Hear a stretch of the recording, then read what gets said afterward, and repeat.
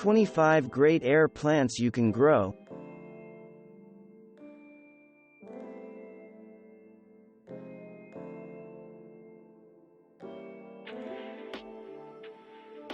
Tillandsia ionantha is one of the most popular air plants, with 2 different varieties catalogued.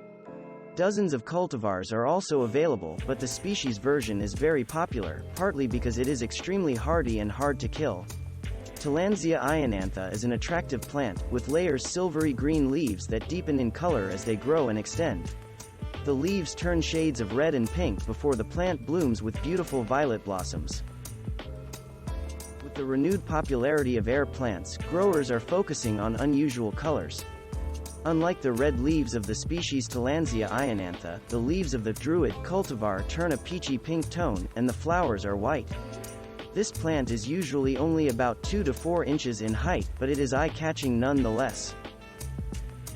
Thick silvery green leaves give Tillandsia circinata a very substantial appearance, for an air plant, almost like a bulb of fennel.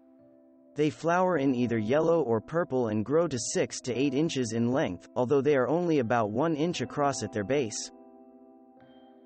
Cotton candy is a hybrid Tillandsia stricta times recurvifolia with long, thin, silvery leaves that look like a loose spider dahlia.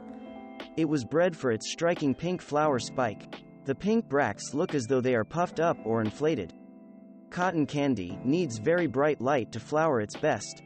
Most specimens are 5 to 6 inches across, although there are reports of 12-inch plants. If the miniature air plants fascinate you, Tillandsia loliacea is a real charmer. The plant itself never gets much larger than 1.5 inches tall, but it stretches its flower stalk up another 2 to 3 inches to display equally tiny yellow flowers. The small air plants look equally charming perched on wood or clustered in terrariums, where they can soak up the excess moisture. Tillandsia didastitia is very large for a Tillandsia, growing upwards of 1 foot tall, at maturity. The base of the plant forms an airy spray of slender, gray-green, pointed leaves. Out of them comes the flower stalk with pinkish bracts and small white flowers. With its bright orange inflorescence, Tillandsia diariana definitely has a tropical flair. The actual flowers are white, but they are upstaged by the exuberance of the bracts. This is one of a few air plants that can also be grown in pots, where it can be better assured of adequate moisture. Give this air plant lots of humidity. When grown in pots, it can get rather large, at 12 to 18 inches in height. Unlike most air plants, Tillandsia fasciculata has multiple common names, including quill leaf air plant, giant air plant, cardinal air plant, and wild pineapple. This is one of the most commonly grown air plants, and there are hundreds of variations and hybrids. The species has a red and green inflorescence that stays attractive for weeks. It is quite a large Tillandsia, with specimens as tall as 3 feet possible. Instead of a rosette of slender leaves, Tillandsia flabellata grows tall and vase-shaped, with a spray of flowers sometimes described as a candelabra. This is a large plant, as air plants go, growing 10 to 12 inches tall, that sends out multiple red flower spikes. This air plant was formerly called Tillandsia argentea. It has a bulbous base that is likened to a pincushion and long, extremely thin gray-green leaves. Tillandsia fuchsia var.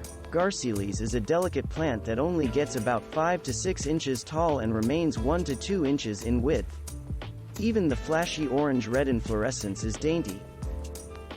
These elongated air plants bend and curl into odd shapes, sometimes even spiraling around themselves. This is a tiny plant, growing only about 2 inches long.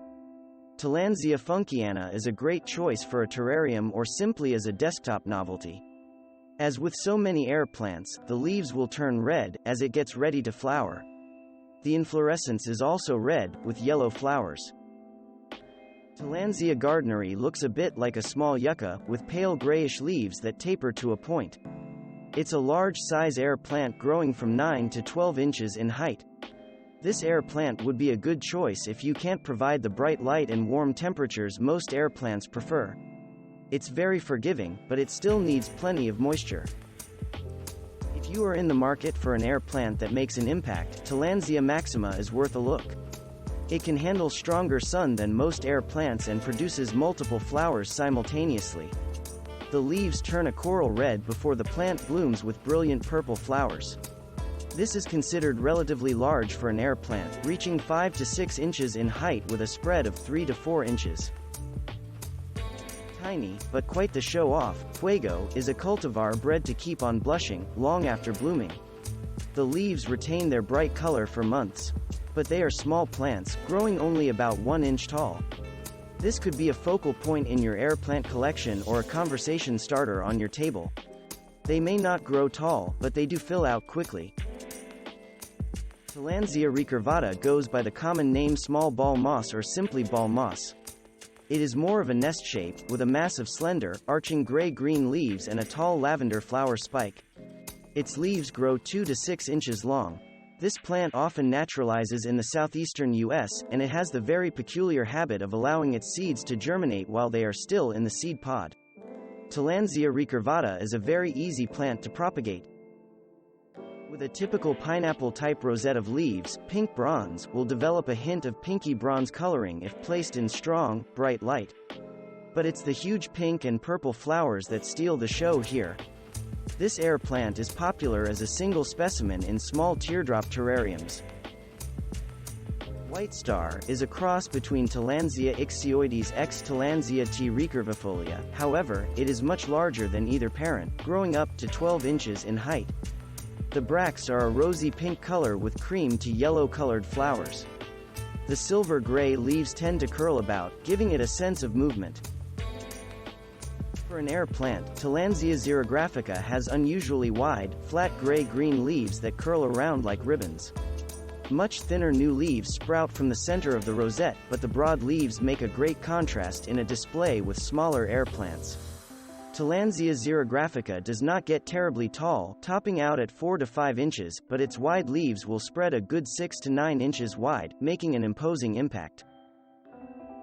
It's easy to see why Tillandsia cyanea is called the pink quill plant.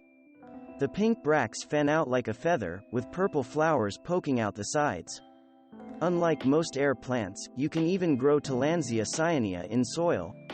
However, they are perfectly happy au natural, if given plenty of moisture. Tillandsia Aeranthos bergeri is one of the most popular air plants because of its vibrant flowers. It blooms reliably every spring in spiky pink and blue flowers. This is a very low-maintenance plant, and as with most Tillandsia varieties, it likes bright, indirect light or the fluorescent bulbs of the office. Tillandsia Aeranthos bergeri grows about 6 to 9 inches in height and width.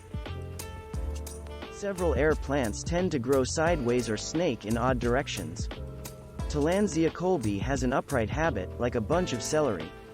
It only grows 2 to 3 inches tall, but makes a statement with the soft, gray fuzz on its leaves, especially when they blush pink before blooming. The leaves or Tillandsia brachycaulis fan outward from a central growing point and the plant turns red as it gets ready to bloom. You may even find plants with leaves that have been dyed red, to give the appearance of flowering. This is a fairly small plant, growing about 3 inches tall with a 4-inch spread. There is also a hybrid, Brachycaulis x concolor, that is bred to remain bright, light green. This air plant derives its name from its bulbous roots, but it is the contorted, narrow leaves that give it the most interest. They are often described as looking like tentacles, and the plants do have a sort of sea monster appearance to them. The leaves will change color to purple or red, just before the plant is ready to bloom.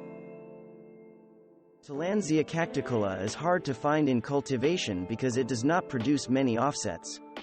However, it is greatly valued for its lovely lavender flower. The species name refers to its habit of growing on cacti. It has a silvery green rosette of leaves, out of which juts a long stem that holds the flower about 8 to 9 inches above the plant. The thick leaves of Tillandsia capitata, peach, are surprisingly soft to the touch. They form a silver-green rosette that changes to a peachy pink as it gets ready to bloom. The peach coloring makes a striking contrast to the purple flower.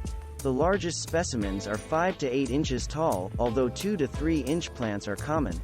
Thanks for watching. Subscribe for more interesting videos. And please hit the like button for the YouTube algorithm.